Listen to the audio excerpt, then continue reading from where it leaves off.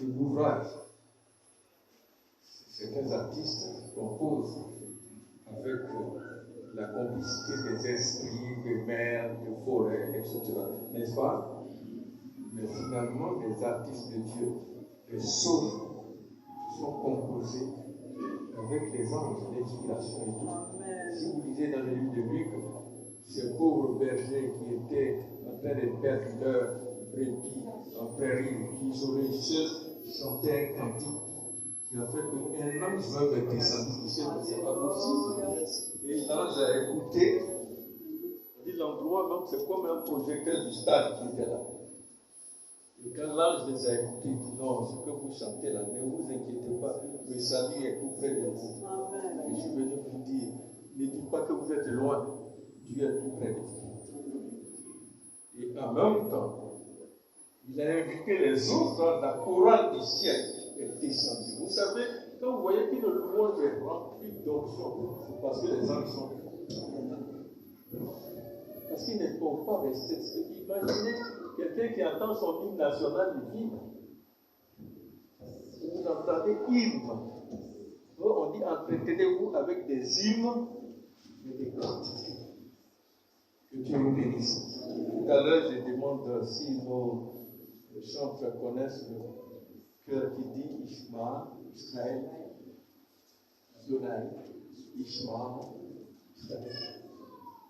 Le groupe Israël, Adonai, notre Dieu, Adonai, est un groupe Israël, Adonai, notre Dieu. Il dit notre Dieu, ce n'est pas le Dieu des Égyptiens. Tu n'es pas égaré, tu n'es pas étonné. Adonai est ton Dieu, il est un, il est unique. Il est unique en son genre, unique dans ses activités. C'est ça qu'on chante, et ça, c'est le cantique le plus prisé en Israël, avec des rythmes orient.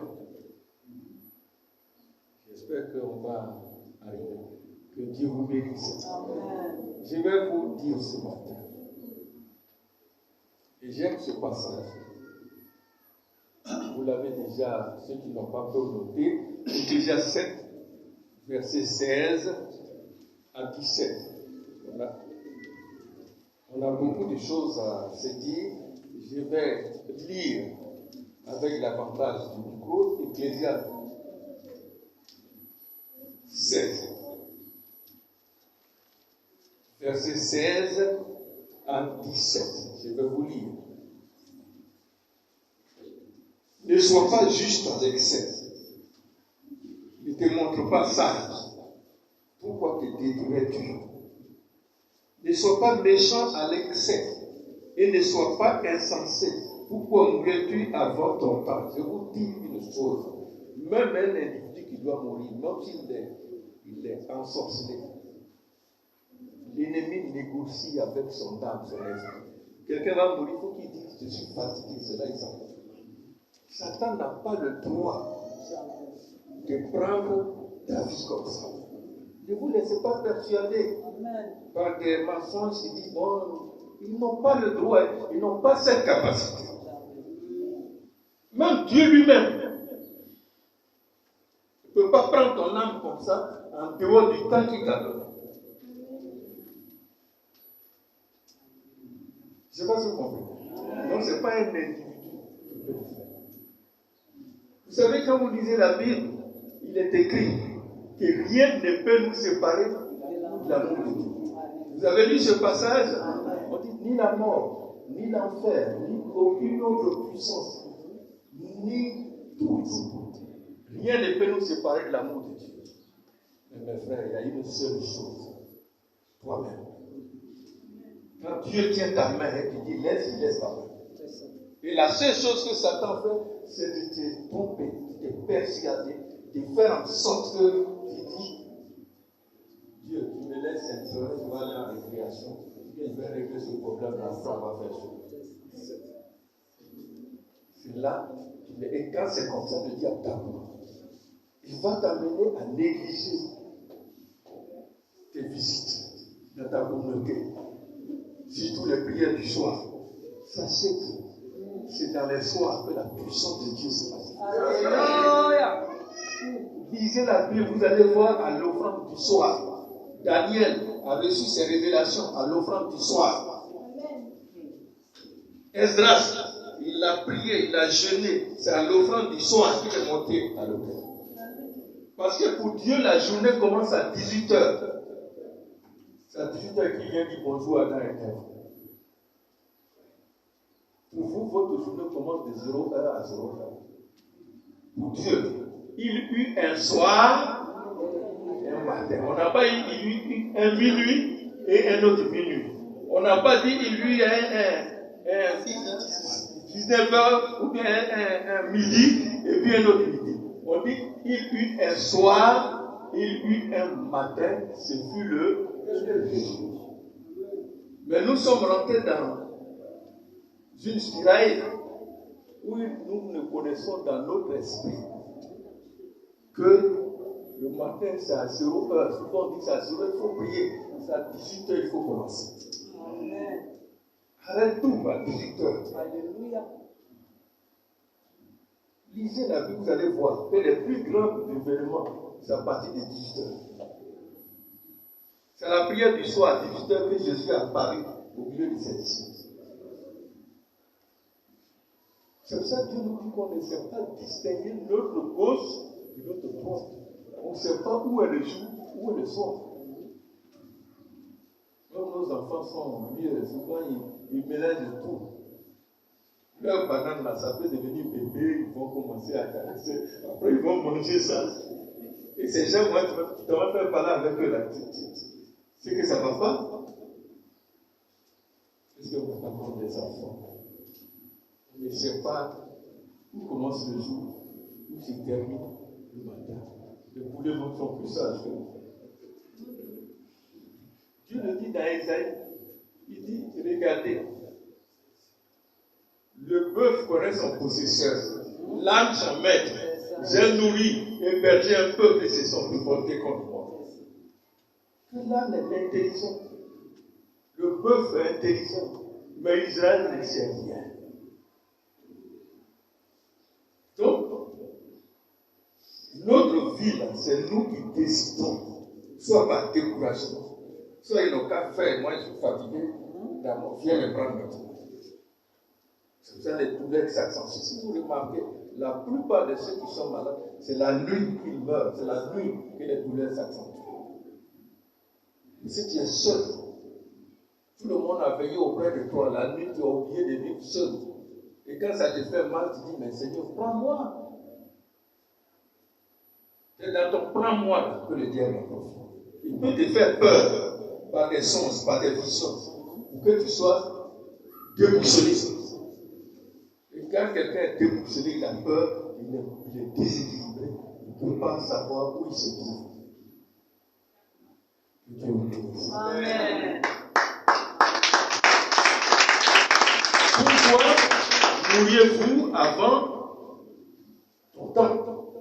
Et la Bible dit, ne sois pas juste à l'excès. Il y en a qui veulent être chrétiens tellement experts, on leur donne des conseils.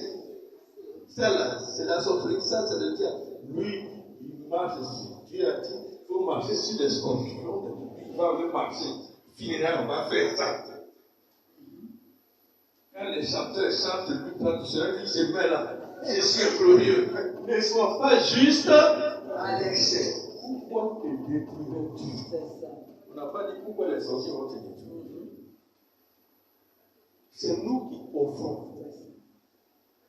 Vous voyez, depuis que le Seigneur m'a permis de faire Israël, même l'Égypte, d'apprendre ce que c'est que l'expression de la compréhension des Juifs de la parole de Dieu, je tombe des nues.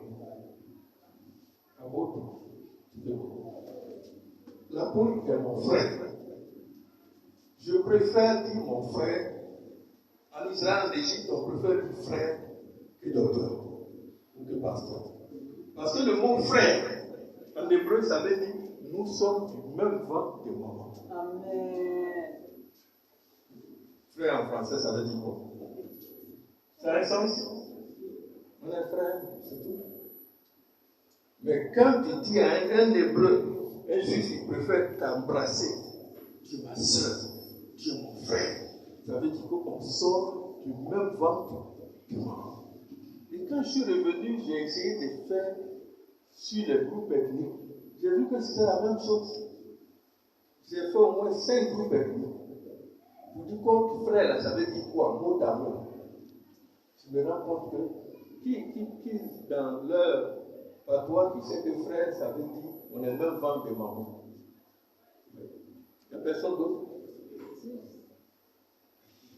Donc, là-bas, nous sommes de la même famille. En hébreu, veut dire nous sommes de la même maison. Amen. Et c'est la famille, ça dit quelque chose. C'est la famille de Bélia, c'est la famille de. Mais en hébreu, on dit la maison d'Isaac, la maison de Yehuda, la maison de Jacob.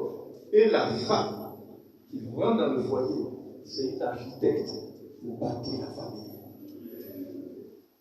Donc, on ne peut pas donner ta maison en construction à n'importe quel tâcheron.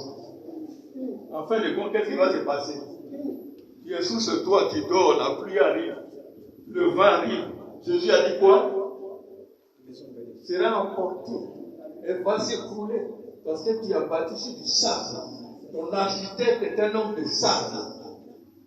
Il ne faut pas te marier comme ça. Celle que tu prends, ce n'est pas une affaire, elle a un beau sourire. L'architecte ne dépend pas de parce qu'il est dans un bureau luxueux. Ça dépend des maisons témoins de ce qu'il a fait que tu as vu. Une femme de foyer doit bâtir d'abord chez elle. Le témoignage de sa famille est très important.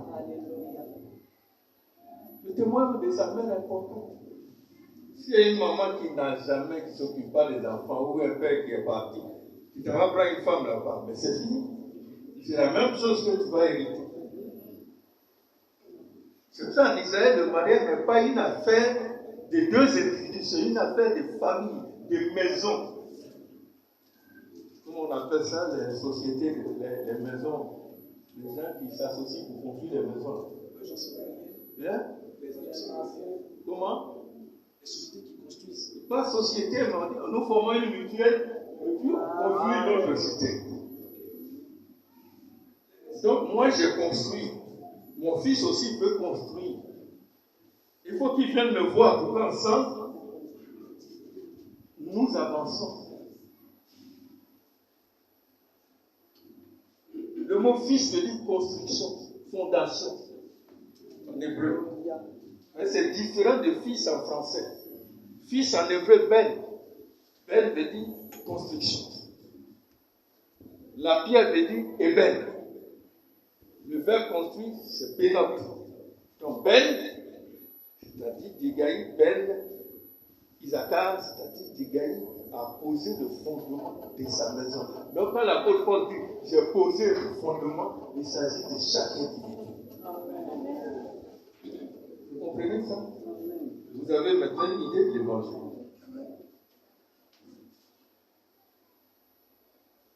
Donc, marier une épouse, c'est marier quelqu'un qui sait poser les fondations d'une maison. Vous comprenez? Vous qui êtes célibataire, vous comprenez?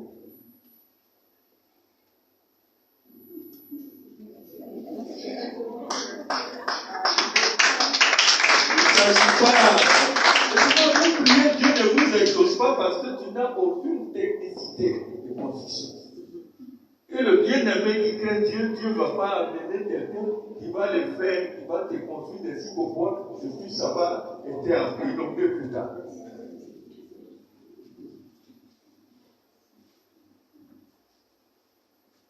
L'homme sage bâtit sa maison.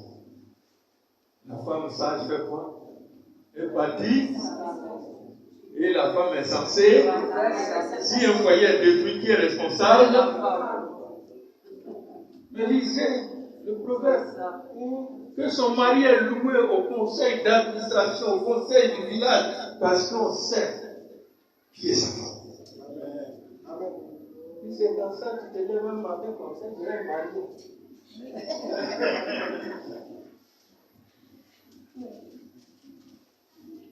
Seigneur, il faut me donner un mari. C'est comme tu as une petite fille de 3 ans qui. J'ai vu une, elle a dit ça. Donnez-moi 2000 francs.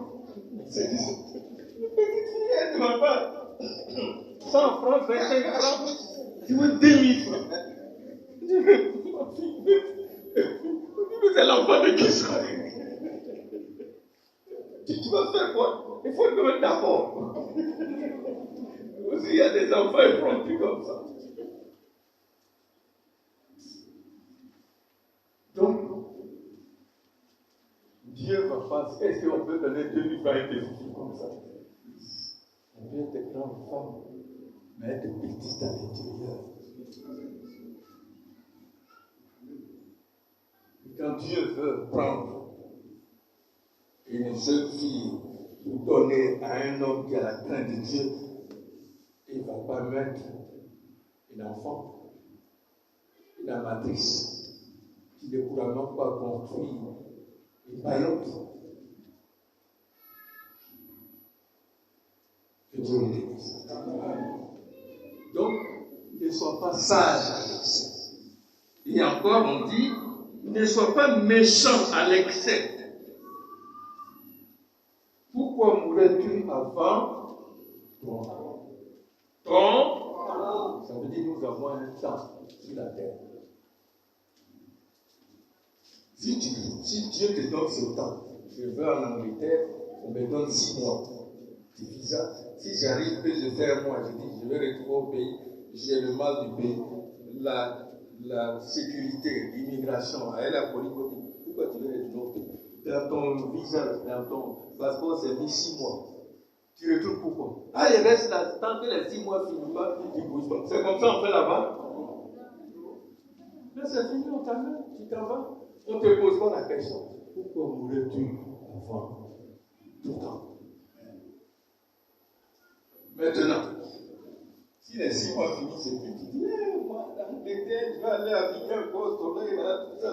Je reste. Les gens t'attrapent là. C'est eux-mêmes qui te conduisent. Les anges vont venir te chercher parce que c'est ton temps. Pour ça, Dieu nous a donné un libre arbitre. Et c'est devenu un couteau qui nous tue. Et c'est là que Dieu vient nous tromper pour que nous fassions activer notre arbitre. On pense que notre libre arbitre, c'est l'intelligence. Par exemple, je sais garder mon argent, je sais gérer, je sais faire les affaires. Ce n'est pas le libre arbitre, ça. Je sais faire la part des tissus, des pailles, des chaussures. Il faut appeler celle-là. Mais moi, je pense que c'est cette chaussure bleue ou noire qui est mieux que la marron. Je fais, ce n'est pas libre arbitre. Parce que le bœuf, quand il voit là où il y a l'herbe tendre, il broute. Quand il voit ces sept qui sautent, est-ce que vous pensez que lui, il a libre arbitre aussi? Ça, ce n'est pas le libre arbitre. Le libre arbitre des dieux là. Parce que les païens ont leur libre arbitre. Souvent, on dit des choses, c'est son destin. C'est faux. Quand tu traverses la route là, tu traverses comme ça tranquillement, comme si tu quittais ton salon pour la chambre. Et que si la voiture me tue, c'est que c'est mon destin. C'est comme ça qu'il fait. Dieu te donne les dispositions pour bien regarder traverser. C'est quand tu réfléchis que tu traverses. C'est pas ça? Pourquoi tu dis pas c'est mon destin, je m'appelle, ça me tue. Si on dit là, il y a des brigands qui attendent à 19 ans, on ne passe pas là. Il dit, moi, je vais passer là. Demi Manet dit avec moi. C'est ce qu'on fait souvent. On a toutes les dispositions. Pourquoi quand on construit les portes, on met les alarmes, on met les trucs, on dit pas, c'est mon destin, si voler va venir, voler, il va voler. Pourquoi il veut mettre porte chère, avec des verrous chers comme ça? C'est comme ça que vous faites? Donc, ne mentez pas au destin. Ne soyez pas trop sage à l'excès. Ni méchant à l'excès. C'est nous-mêmes qui décidons. C'est nous-mêmes qui donnons les armes au diable. Amen. Regardez les informations qui se passent entre vous et moi. Le diable n'a pas le pouvoir de venir les prendre. Il ne peut pas. Ils sont tellement verrouillés, il ne peut pas. L'information qui est dans ton cœur, le diable ne peut pas prendre. Il ne peut pas. C'est ta bouche qui va dire aux autres. Le diable ne viendra pas en personne chair et os. Il viendra par des personnes à qui tu crois qui sont intimes. Et tu ouvres ton cœur. Voilà mon projet. Voilà ce que je vais faire.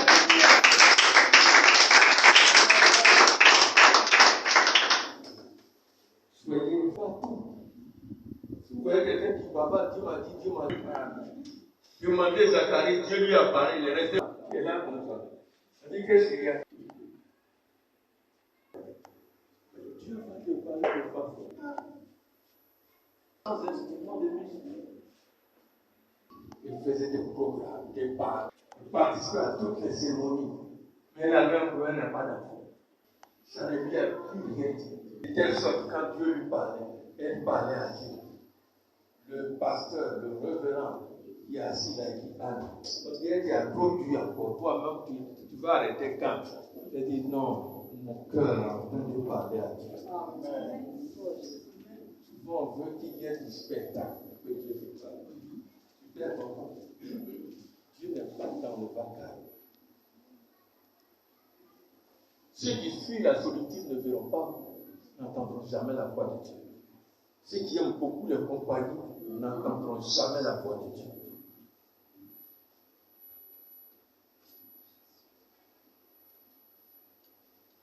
Que Dieu vous bénisse. Deutéronome 30, 19 à 20. Deutéronome chapitre 30, verset 19 à 20. La bénédiction et la malédiction.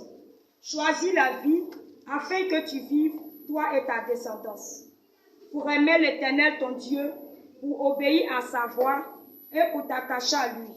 C'est lui qui est ta vie et qui prolongera tes jours pour que tu habites le territoire que l'Éternel a juré de donner à tes pères, Abraham, Isaac et Jacob. Donc Dieu dit, je mets devant toi la vie et la mort. Voilà le libre choix de Dieu. Choisis la vie. La mort, ça peut être la licence. Ça peut être la prostitution. Il y a des jeunes filles qui se prostituent. Souvent, elles sont malheureuses. Elles se chicotent, elles se déchirent. Elles sont bien habillées, mais quand elles s'asseyent, tu les vois après, elles sont là. Elles ne savent pas comment s'en sortir. C'est la mort. La mort n'est pas seulement physique, elle devient morale. La honte aussi, c'est la mort. Ne pas avoir de quoi à se suffire, c'est la mort. Être humilié chaque jour, c'est la mort. Et Dieu dit, choisis la vie. Mais il y en a qui préfèrent la mort. C'est comme un père qui dépose une pomme devant son enfant, il dit, mon fils, tu choisis la pomme ou tu veux une chiffre. Qu'est-ce qu'il va faire?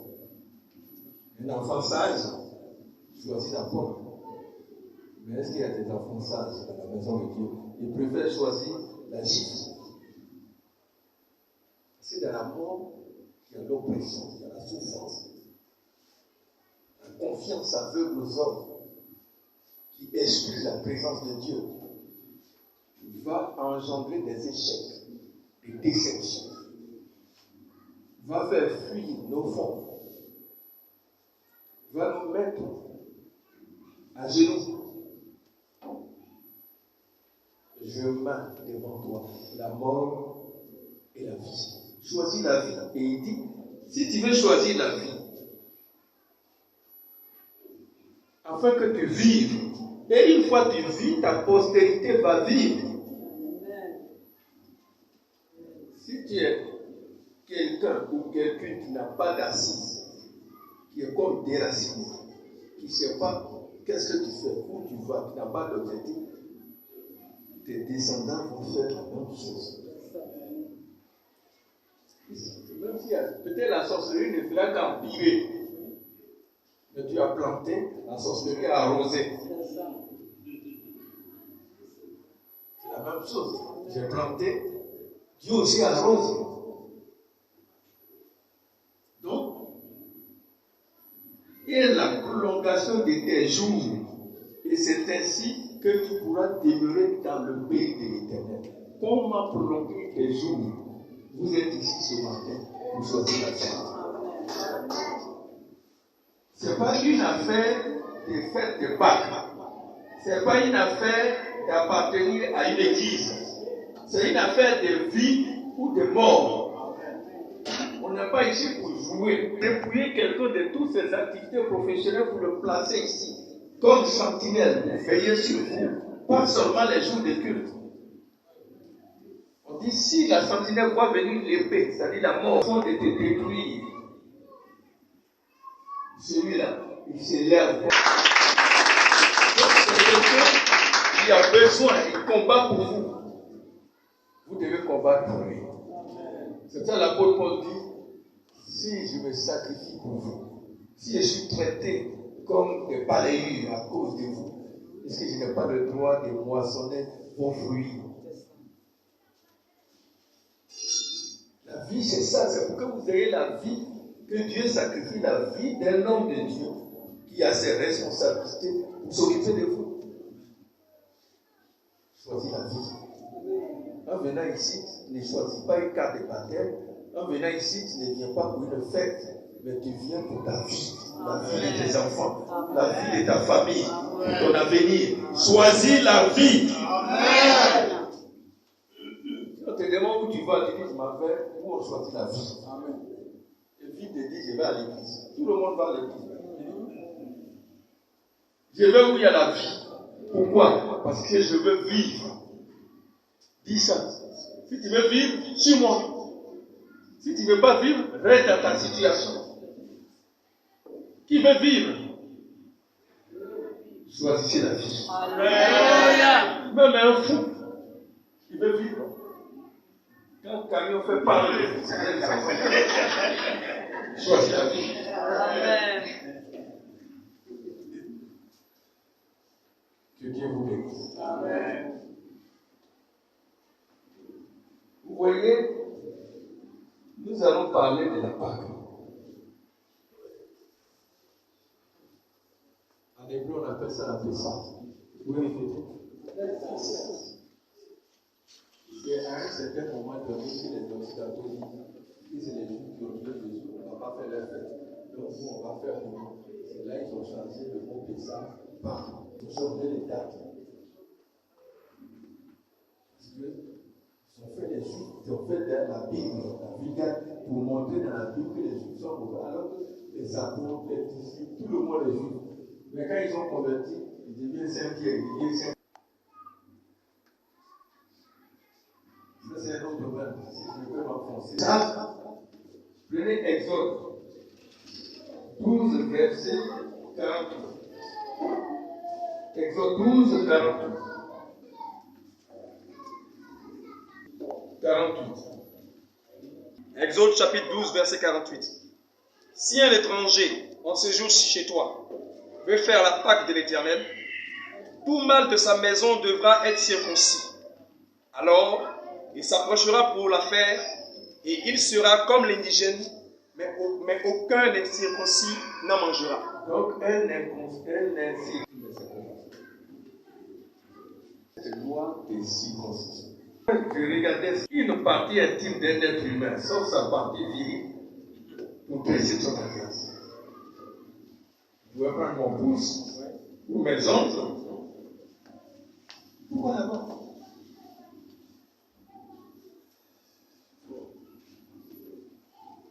Et Dieu dit, ma fête de libération où je dois libérer quelqu'un qui n'a pas fait cette alliance, il a mangé.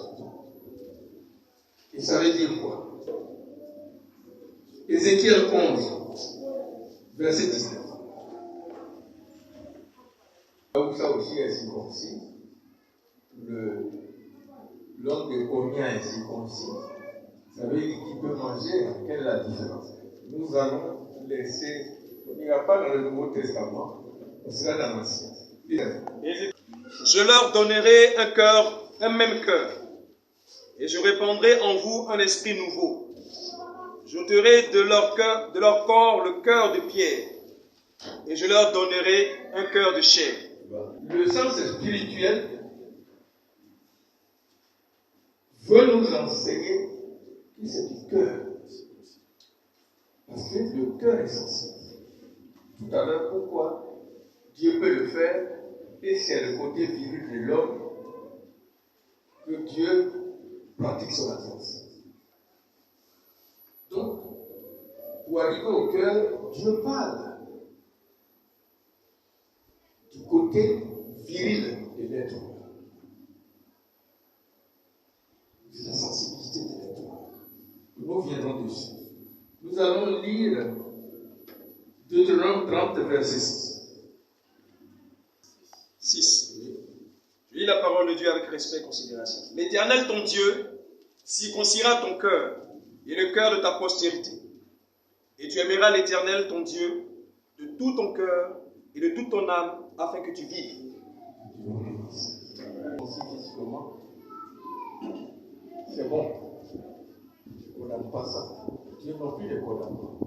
Le Dieu lui-même, c'est lui qui a donné l'ordre à Abraham pour faire la circoncision. Et quand il donnait l'ordre à Abraham, il avait un objectif. Parce que lui, il va bientôt le faire. Et vous allez voir dans l'histoire, quand Dieu a donné la circoncision à Abraham, Abraham a circoncis toute la maison. Et le vieillard lui-même s'est circoncis lui-même. Donc, ce jour-là, grand-père au peuple, tout le monde est circoncis. Dieu dit dans Deutéronome, je vais circoncire ton cœur. Et quand je vais circoncire ton cœur, tu seras capable d'aimer Dieu de tout ton cœur, de toute ton âme et de toute ta force. Amen. Dis Seigneur, circoncis mon cœur. C'est ce Dieu circoncis ton cœur, tu manges la Pâque, c'est ta libération totale. Amen. Maintenant qu'on est là, on peut continuer. Sinon, on va dire, mais écoute, moi je ne suis pas circoncis, je vais sortir de la salle. Non. Amen. Mais pourquoi cette marque de circoncision? Parce que c'est ce côté le plus sensible de la vie de l'homme. Lorsque tu perds cette membrane virile, tu ne sais plus qui tu es.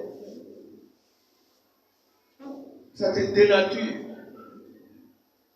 Ça te démoralise. Tu disjonctes. Parce que tu ne peux plus procréer. Parce que c'est là que l'homme ressent la vie. Regardez, la Bible est tellement, les paroles sont pleines de pudeur. Vous ne verrez pas que voilà les enfants qui sont sortis. On dit qu'ils sortent de la cuisse de Jacob. Et c'est les enfants sortent de la cuisse. Vous pouvez dire directement où ils sortent. Dieu, les gens habillés, ils sortent de la cuisse. Et quand le serviteur d'Abraham devait aller chercher l'épouse, il a fait jurer. Vous savez où il a mis la main? Sous la cuisse. C'est son membre qu'il a attrapé. C'est là l'alliance pour jurer.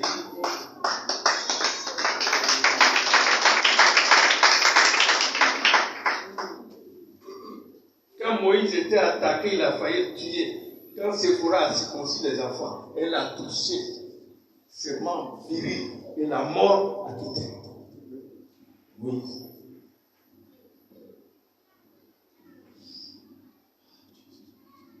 Ça va?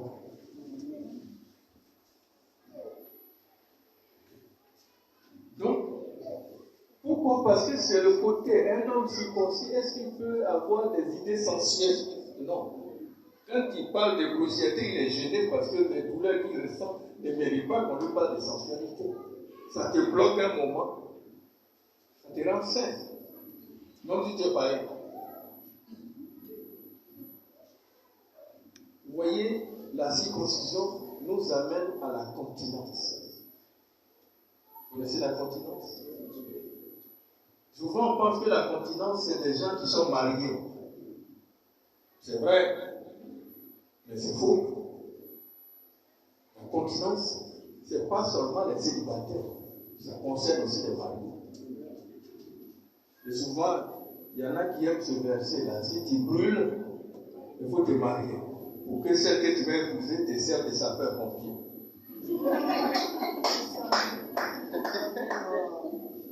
Tu as voyé ça? Vous connaissez la vie des sapeurs-pompiers?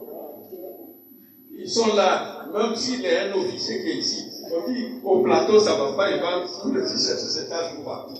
Et toi, tu vas épouser un homme comme ça qui est tout le temps en flamme à tout moment.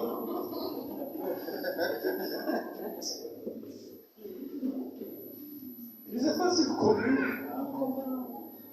La continence est très importante. Et souvent, quand on pense, quand on est marié, donc on échappe à la continence. C'est faux. C'est là même. Attends. Dieu n'a jamais dit à un célibataire cette phrase qu'il a dit au mari. Mari, ne te prive pas ta femme. Femme, ne prive pas ton mari. Sinon, d'un commun accord pour prier. N'est-ce pas? Et que si vous finissez la prière, retournez aussitôt ensemble, afin que le diable ne vienne pas vous déstabiliser. Est-ce qu'on a dit à un célibataire, il faut te marier, sinon le diable va te déstabiliser? C'est au marié. Parce que c'est l'endroit le plus sensible. Un homme qui est dans un milieu autorisé, sensuel, doit avoir la maîtrise. Parce qu'il faut arrêter. La maîtrise vient, même quand tu manges le repas et tout, que tu es rassasié, il faut savoir arrêter. Même si c'est pour toi, même si c'est toi qui as donné l'argent des cocottes. Donc la continence est beaucoup plus pour le magnifique. Je connais un jeune rempli du Saint-Esprit qui a la crainte de Dieu. Le bébé après chez moi. Mais à l'heure où je vous parle, la femme a terre. Ils sont mariés, n'est-ce pas? Aujourd'hui, ils ont des problèmes. Le médecin leur dit, les grossesses sont tellement rapprochées, fais quelque chose, il faut une césarienne. Donc actuellement, là, ils ne doivent pas, ils cherchent l'argent. À qui la faute? C'est le diable? La faute à quoi? Ton manque de continence.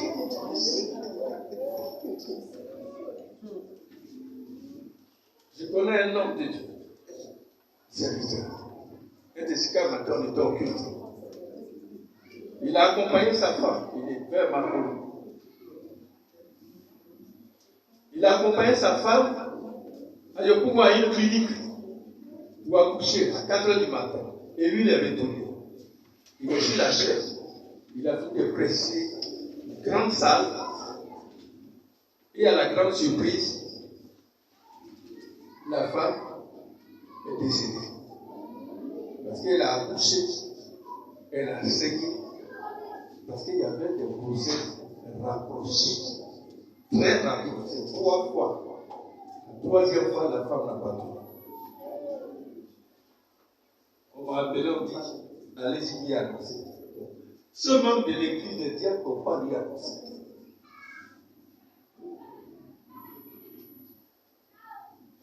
Il est parti attendre la clinique, il est arrivé.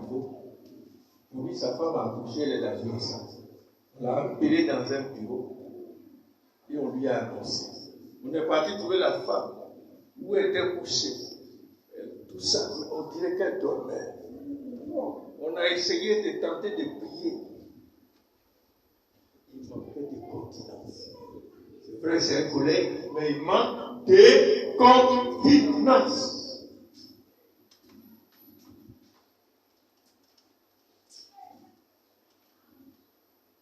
Soyez circoncis. Un homme est circoncis, il a beaucoup plus de continence. Pas la circoncision physique, mais celle de Dieu. Ça va? Ça va?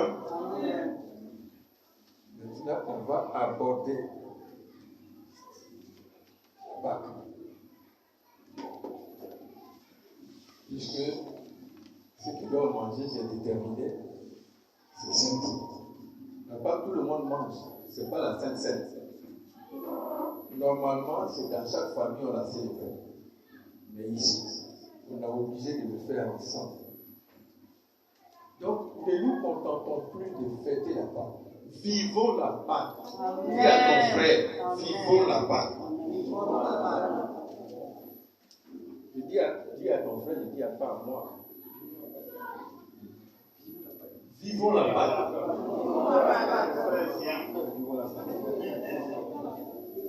Prenez le psaume 116. Je vais passer dessus. Je ferai la coupe des délivrances et j'évoquerai le nom de l'Éternel. Je lèverai la coupe. Et c'est cette coupe qu'on élève pendant Sidère et ça.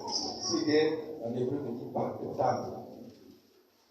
La table de la Pâque. Sidère en puissance. C'est la table de Pâque. Tout à l'heure, je vais rentrer dans les détails. Et va lire le psaume 116, du verset 1 jusqu'à 13. Écoutez bien. L'Éternel, car il entend ma voix. J'aime l'Éternel. Parce qu'il entend ma voix. Vers moi. Dieu a penché son oreille vers moi. Et je l'invoquerai toute ma vie. Et je vais l'invoquer toute ma vie. Les liens de la mort m'avaient environné. Les liens de la mort m'avaient environné. Et les angoisses du sépulcre m'avaient saisi. Les angoisses du sépulcre m'avaient saisi. J'étais en proie à la détresse et à la douleur. J'étais en proie à la détresse, à la douleur. Mais j'invoquais le nom de l'Éternel. Mais j'ai invoqué le nom de l'Éternel. Ô Éternel, Ô Éternel, sauve mon âme. sauve mon âme. L'Éternel est miséricordieux L'Éternel est miséricordieux et juste. et juste. Notre Dieu est plein de compassion. Notre Dieu est plein de compassion. L'Éternel garde les simples. L'Éternel garde les simples. J'étais malheureux J'étais malheureux et il m'a sauvé. et il m'a sauvé. Mon âme, Mon âme, retourne à ton repos, retourne à ton repos. car l'Éternel t'a fait du bien. Car l'Éternel t'a fait du bien. Oui, Oui, tu as délivré mon âme de la mort, tu as délivré mon âme de la mort. mes yeux des larmes, Tu as essuyé mes larmes, mes pieds de la chute. mes pieds de la chute. Je marcherai devant l'Éternel, Je marcherai devant l'Éternel. sur la terre des vivants. Sur la terre des vivants. J'avais confiance lorsque je disais, J'avais confiance lorsque je disais, je suis bien malheureux. je suis bien malheureux. Je disais dans mon angoisse, Je disais dans mon angoisse, tout homme est trompeur. tout homme est trompeur. Comment rendrai-je à l'Éternel tous ses bienfaits envers moi? Comment rendrai-je à l'Éternel tous ses bienfaits envers moi? Je lèverai la coupe des délivrances Voilà, c'est là intervient le verset 13. Je livrerai la coupe des délivrances. et j'invoquerai le nom de Et l'Éternel. j'invoquerai le nom de l'Éternel. Si nous prenons Exode, verset chapitre 12,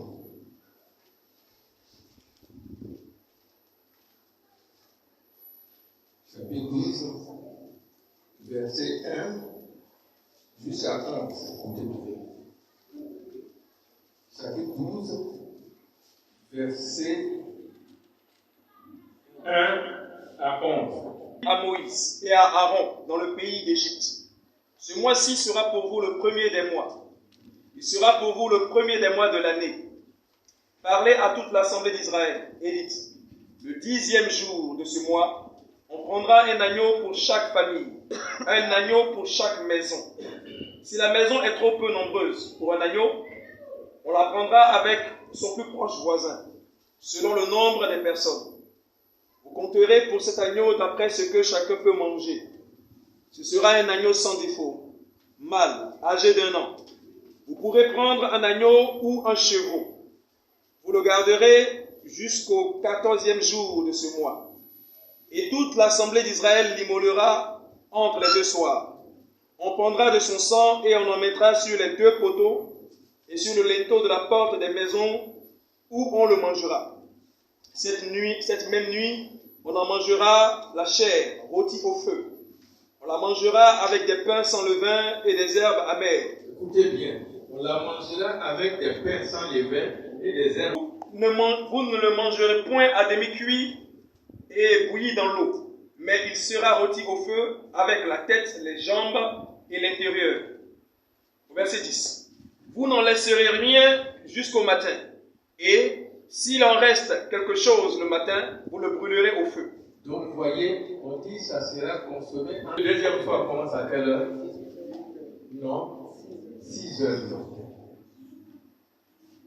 Ça, la nuit, c'est pour vous, il fait nuit. Est-ce que chez Dieu, il y a nuit? Verset 11 pour terminer. Vos souliers aux pieds et votre bâton à la main, et vous le mangerez à la hâte. C'est la Pâque de l'Éternel. On est prêt. Tâcher sa ceinture, son bâton. Si tu as un sac au dos, tu le prends, tu le mets au dos, tu fais tes bagages. Parce qu'on ne mange pas la Pâque pour rester au même endroit. Tu apprends que tu ne seras pas au même endroit. Tu vas être en prison. Tu seras libéré de tous ces anciens jours.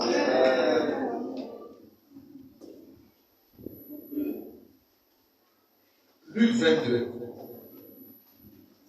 verset 15.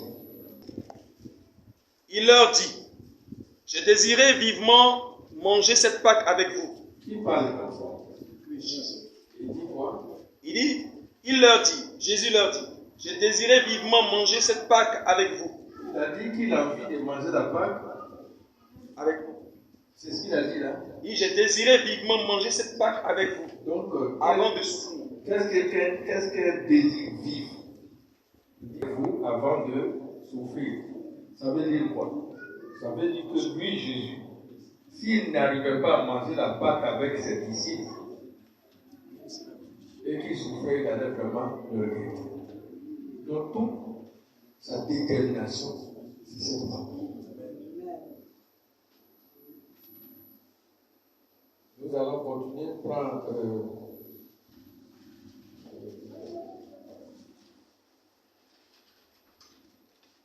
Luc 22, verset 1. Des pains sans levain, appelés la Pâque approchée. Voilà. Cet effet des pains sans levain. Quand on dit faire des moutons, ça veut dire qu'on va aller voir les moutons danser. Qu'est-ce qui se passe avec les moutons?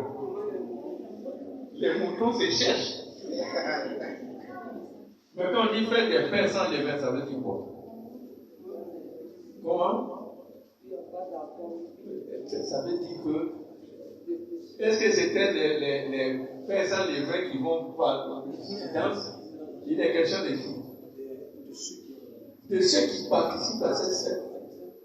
Et pendant cette fête en Israël, chaque famille doit fouiller dans la maison, sous le lit, s'il n'y a pas un petit grain de levain. Et Jésus a dit, méfiez-vous des levains des pharisiens. Un petit grain de levain fait monter la pâte. C'est-à-dire, à l'approche de la fête des Pâques, cherche tous les petits grains d'orgueil du Père. Parce que ça va faire monter et ça va empêcher Dieu de travailler.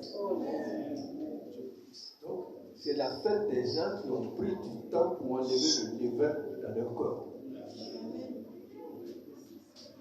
Ça va? Au moment où on parle, si tu as du levain quelque part, levain de vengeance, levain de colère, c'est très important. Amen. Donc c'est la fête des gens qui ont pris du temps. Sans levain, quel est le résultat de quelqu'un qui est sans levain, sans orgueil? On dit le comment? Humble. Il est simple.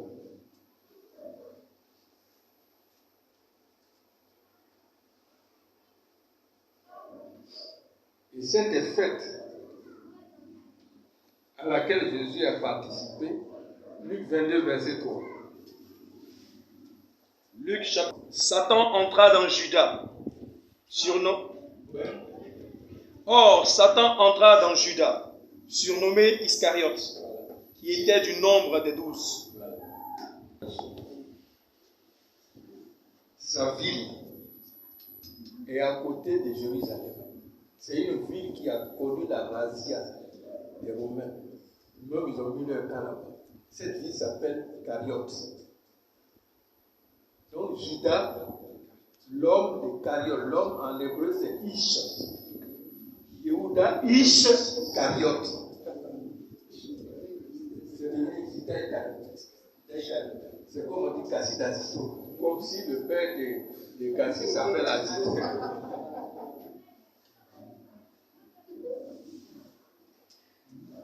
Il y a beaucoup d'erreurs que les gens font. S'ils ne maîtrisent pas l'hébreu, donc ils mettent ce qui leur passe sous la main.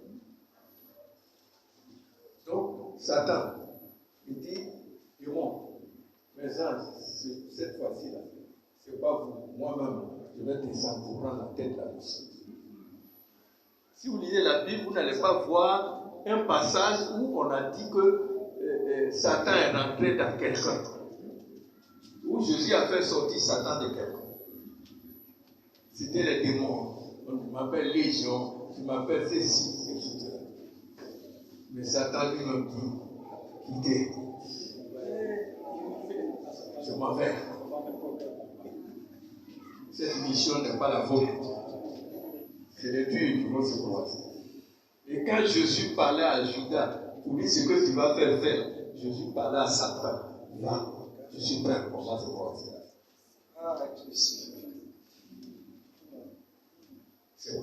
Cette scène, c'est l'alliance du sang.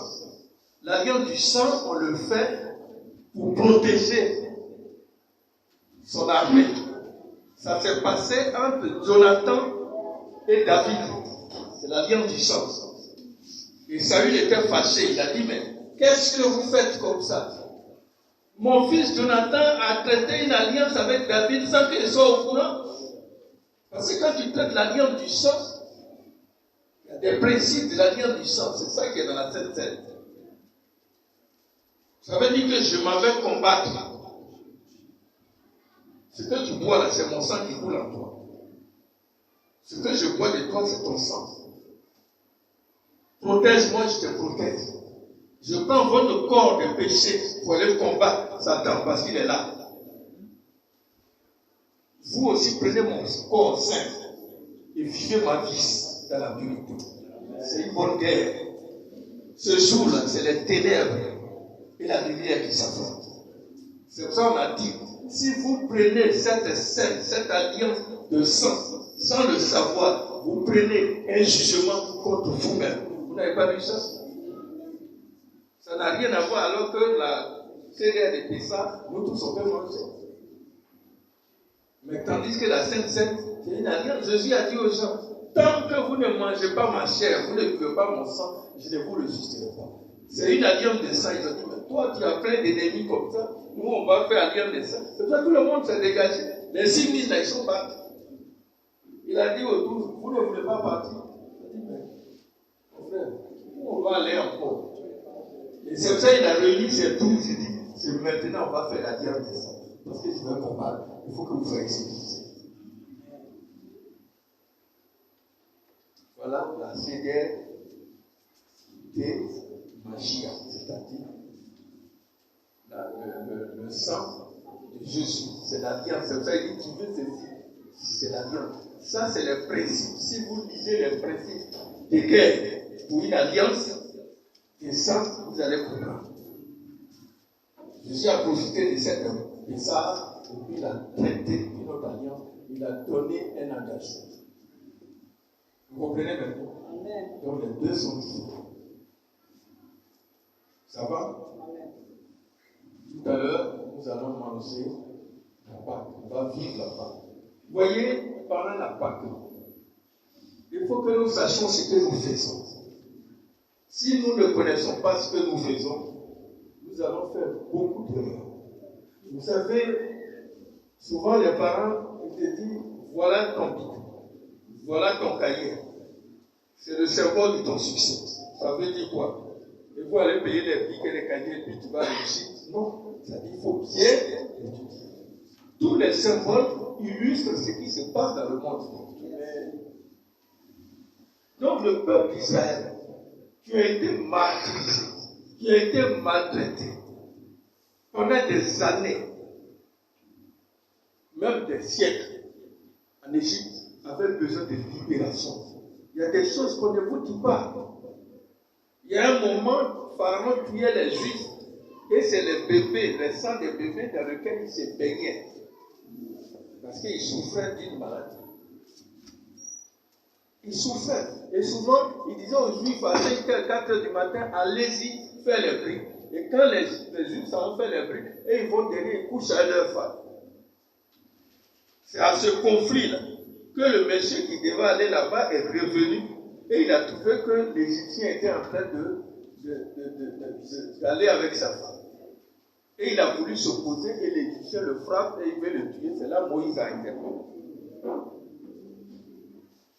Donc c'était une souffrance. Ils ne savaient plus que faire. Ils sont affaiblis. Ils sont sans orgueil. Ils sont devenus humbles, brisés, sans personne. C'est pour ça qu'il a dit, vous êtes comme des pains sans levain. Donc quand le juif prend le pain sans levain, c'est pour dire, il le lève pour dire, Adonai, Baruch Ata, oh Hachem, je suis sans force. J'ai crié, tu m'as entendu. Regarde à moi, il n'y a plus de vie. Il n'y a plus d'espoir. Tout est perdu. Je ne suis comme ce pain. Et quand il coupe, il mange, c'est pour dire, Seigneur, je n'ai plus de force. C'est toi seul qui as la force. Et quand il finit, il prend des feuilles amères. Il met dans sa bouche, des mâches bien. Il ne joue pas avec ça. Il dit, Seigneur, tu as vu comment j'ai souffert. Comment la vie a été amère pour moi. Elle a été triste. Cette année a été terrible. J'ai traversé des déboires. Oh Seigneur, regarde ma douleur. Une façon de montrer à Dieu, d'élever la voix davantage. Et quand il finit, il prend la vie en pour dire, Seigneur, tu as promis de me donner de l'abondance. Et c'est pour ça qu'on a vu le psaume 116. Vous avez vu les tu as voulu me donner l'abondance. Seigneur, je t'ai loué. Parce que tu m'as sauvé de la mort. Tu m'as sauvé de la servitude. Tu m'as promis l'abondance. Que tu sois bon. Que tu es merveilleux, Seigneur. Donc quand cette fête approche, chaque jour, Dieu dit, célébrez ça en mémoire de moi. C'est-à-dire, souvenez de quoi je suis capable. Et puis quand vous célébrez, soyez sûrs de ce que je peux faire pour vous. Amen. Donc on ne peut pas vivre cette fête sincèrement et aller bredouiller. Je vous apprends que vous allez dépasser la dimension à laquelle vous êtes. La libération libération financière, libération sociale, libération de la santé, libération de la bénédiction. Parce que nous sommes à une fête de la libération. Donc quand ce moment arrive, et Dieu a dit, ce mois, c'est votre janvier. Il était en Égypte. Il dit, ce mois, c'est votre fête. C'est votre mois de janvier. C'est le départ. C'est le nouveau départ chaque année. Je serai toujours là. Faites-le en souvenir de moi. Toutefois que vous aurez un blocage, à ce mois, à cette période, je viendrai vous libérer. Il a dit aux Égyptiens en Égypte, au peuple de Dieu, ce jour-là, c'est pour vous. Est-ce que si tu te lèves maintenant pour aller prendre les fêtes annuelles des Égyptiens, des gens d'autres, et que tu as tes filons ou d'autres, à qui la faute? Tu n'es plus de l'Égypte, tu es du peuple de Dieu. Et Dieu dit ce mois, c'est le premier des mois, c'est votre janvier, c'est votre libération. Faites en souvenir, tu m'as libéré hier, Seigneur, c'est vrai.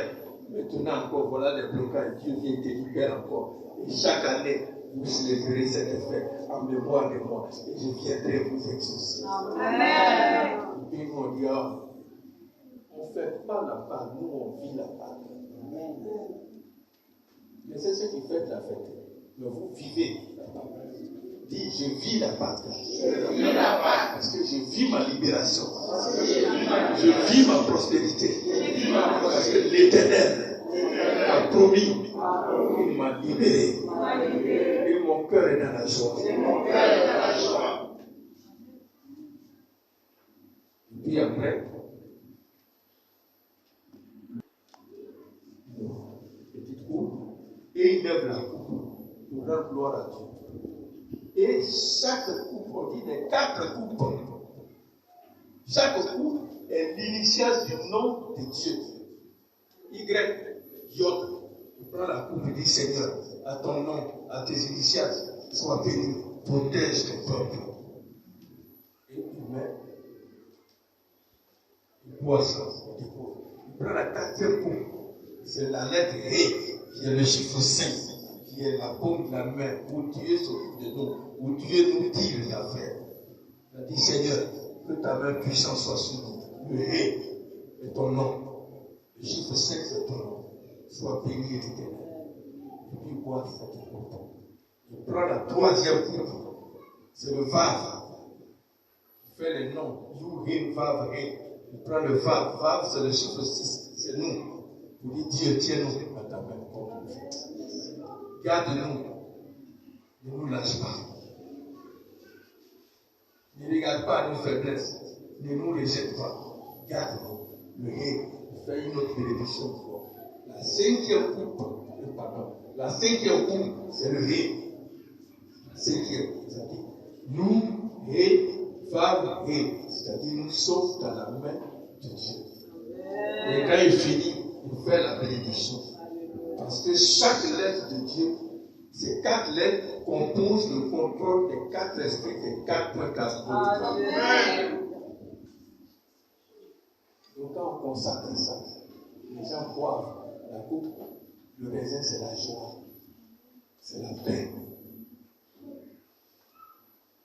Que Dieu vous bénisse. Donc voilà la cérémonie du Pessah. Ce n'est pas un jeu, ce n'est pas une fête, c'est une délivrance. C'est une cérémonie de délivrance qui est commandée depuis le ciel. Quand les principes sont en vigueur, il dit perpétuellement de vos descendants.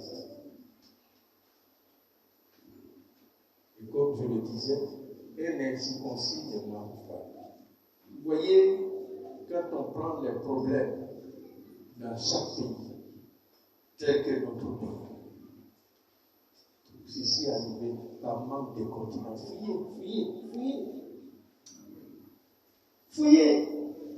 Tous ces malheurs sont arrivés par manque de continence de certains responsables, de certaines personnalités, de brassage, de femmes étrangères.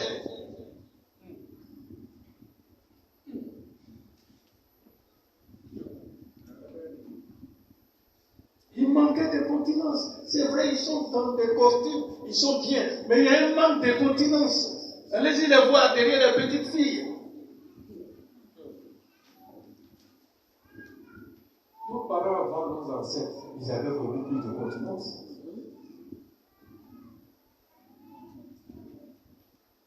Donc si aujourd'hui nous ne luttons pas pour avoir de la continence, on n'est pas différent de ceux-là. Que Dieu vous bénisse. Amen. Que Dieu vous bénisse. Amen. Tout à l'heure, on va dresser cette table. C'est vrai?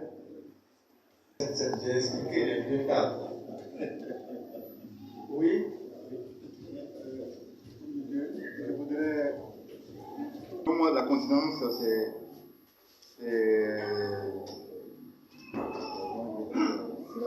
l'abstinence, c'est mis ça. Oui. Abstinence, continence, c'est contenir. Tout à fait. L'abstinence totale, la continence.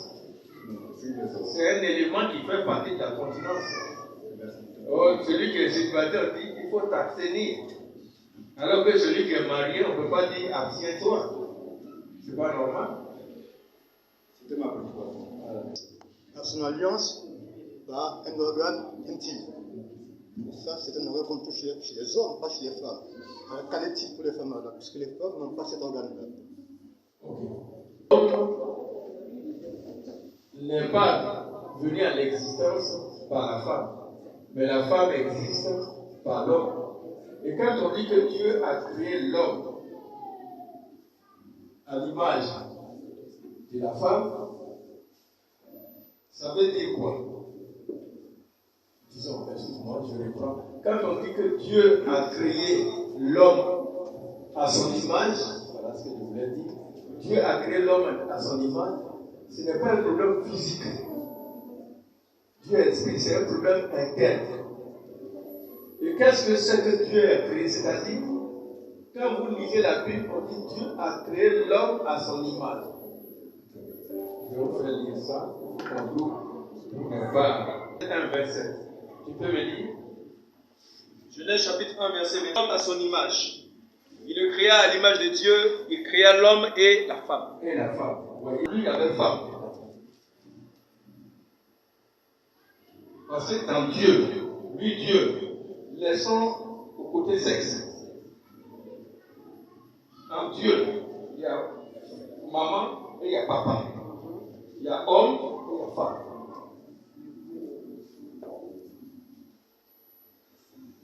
Donc si l'homme est circoncis, la femme l'est, parce que c'est une entité. Est-ce que vous voyez? Vous allez voir. Mais Dieu avait la capacité d'explorer son côté femme. Mais Adam n'avait pas cette capacité. Quand vient notre côté femme, est à lui. Et c'est à cause de cela. Dieu a vu qu'il a du mal. C'est comme si les interrupteurs étaient dans le mur et puis on touchait le mur. Et tu ne sais pas qu'on touche le mur. Donc on a oublié de les sortir et de les mettre en apparence. Comme ça, là, quand tu appuies, ça fonctionne. Voilà comment Dieu a pris au côté. C'est les traductions qui disent côte. C'est son côté. C'est pas os. Parce que quand on prend l'expression os de mon os, vous allez voir que Laban a dit ça à Jacob en disant c'est os de mon os. Il n'y a pas mariage entre Laban et Jacob. David a dit à ceux qui Bethléem, venez me chercher parce que vous êtes os de mon os, chair de ma chair. Donc, le côté que Dieu a pris, ça se vérifie dans Corinthiens 11. On dit l'homme n'est pas tiré de la femme. Vous avez vu ça, non? Mais au contraire, c'est la femme qui est tirée de l'homme. On n'a pas dit, au contraire, c'est l'homme, la femme qu'on a tiré. Ça va? Donc, c'est ce qui fait que Dieu préfère commenter. Parce que dans le jardin, la femme était sous l'autorité de l'homme.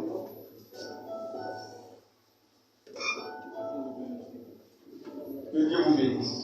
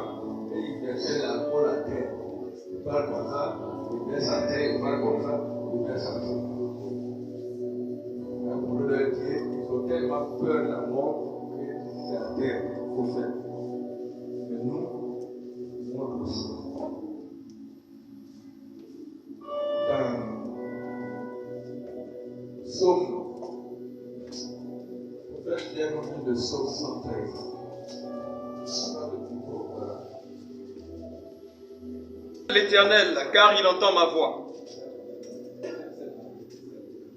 Ma voix, mes supplications. Car il a penché son oreille. Car il a penché son oreille vers moi. Et je l'invoquerai toute ma vie. Les liens de la mort m'avaient environné. Et les angoisses du sépulcre m'avaient saisi. J'étais en proie à la détresse et à la douleur. Mais j'évoquais le nom de l'Éternel. Ô Éternel, sauve mon âme. L'Éternel est miséricordieux et juste. Notre Dieu est plein de compassion. L'Éternel garde les simples. J'étais malheureux et il m'a sauvé. Mon âme, retourne à ton repos. Car l'Éternel t'a fait du bien. Oui, tu as délivré mon âme de la mort, mes yeux des larmes, mes pieds de la chute. Je marcherai devant l'Éternel sur la terre des vivants.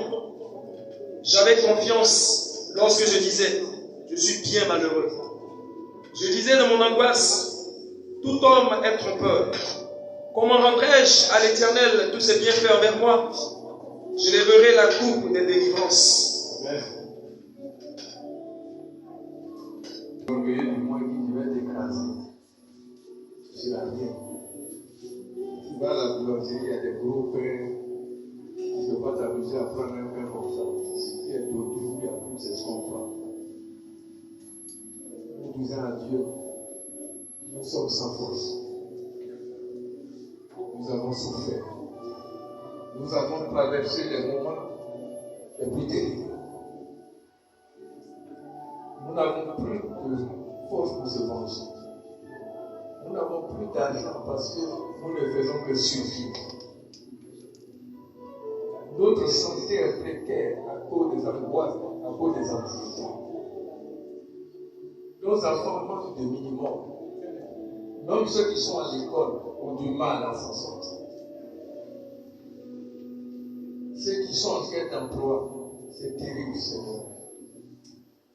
Nous n'arrivons plus à nous exprimer et à glorifier ton nom. Nous sommes comme ce pain faible, sans ressources, sans les mains, des sommes saintes. Seigneur, à ton nom,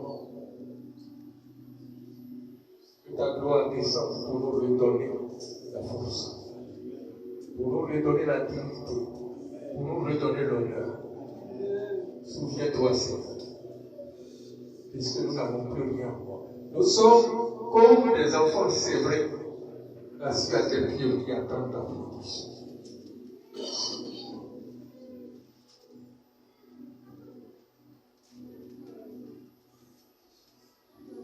Seigneur, vois ces feuilles, ces herbes, Amen. Nous avons beaucoup souffert. Cette année a été beaucoup plus amère. Beaucoup de douleur, de tristesse, d'angoisse, de pleurs, dans la solitude. Tu es témoin. La vie a été très amère. Nous avons vieilli à cause des épreuves de cette vie. Père, souviens-toi de tous ces douleurs. Comme tu l'as promis, nous attendons ta délivrance. Tu as promis que tu nous donneras de l'abondance. Et la viande à satiété. Nous avons confiance en toi, Papa. Parce qu'au-delà de nous ne sommes plus des êtres. Nous sommes que des simples créatures, nous ne portons que ton nom. Viens, interviens. Ne nous bénis pas dans ta colère, délivre-nous. Dans n'importe quelle situation nous trouvons, et rends-nous prospères. Donne-nous l'abondance, à nous, à nos descendants.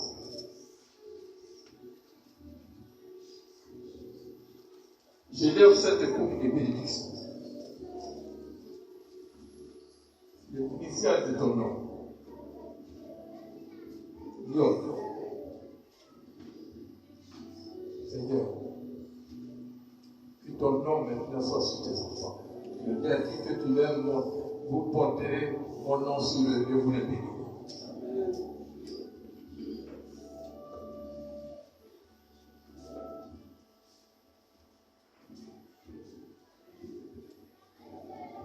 La deuxième figure, c'est la lettre E, l'initiale de ton nom. Cette lettre qui symbolise la force, la délivrance. Parce que c'est ta main qui nous a créés et c'est ta main qui nous délivre.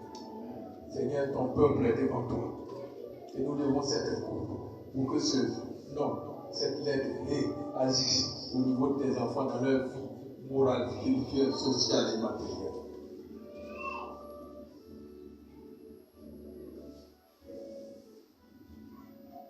La troisième coupe, c'est la lettre Vav. 6. C'est nous, Papa. Nous sommes aussi comptés dans ton nom. Tu nous donnes la valeur. Tu nous donnes la force. Et tu nous complètes. ce qui fait le défaut. Ne regarde pas nos manquements, ni à nos conduites enfantines. Délivre-nous, Yahweh.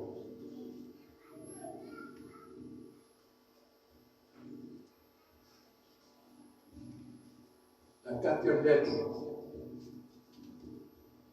qui fait ton nom Jéhovah, nous t'invoquons ce matin dans cette fête de Pessah pour dire qu'il n'y a que l'Éternel des armées qui délivre.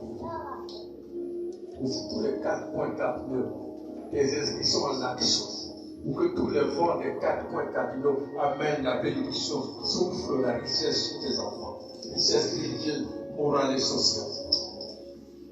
Gloire à Yahweh. Que ton nom soit sanctifié. Amen.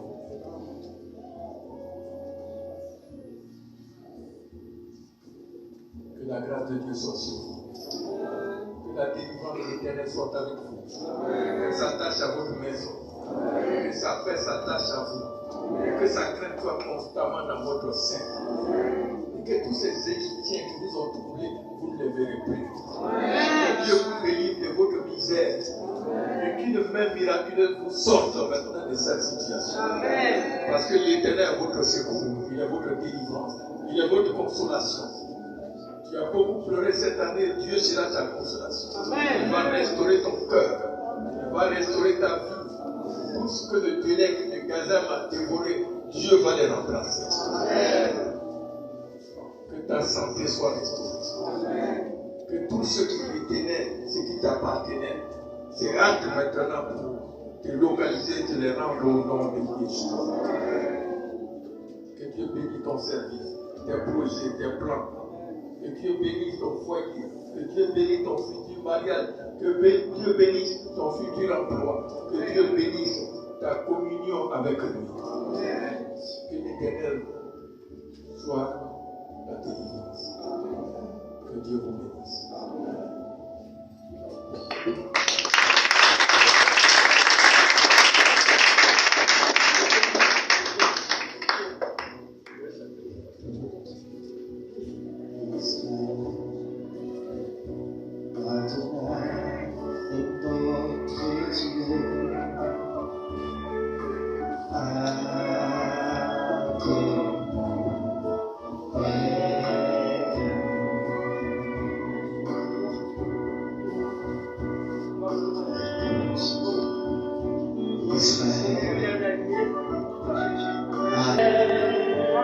Adonai est notre Dieu.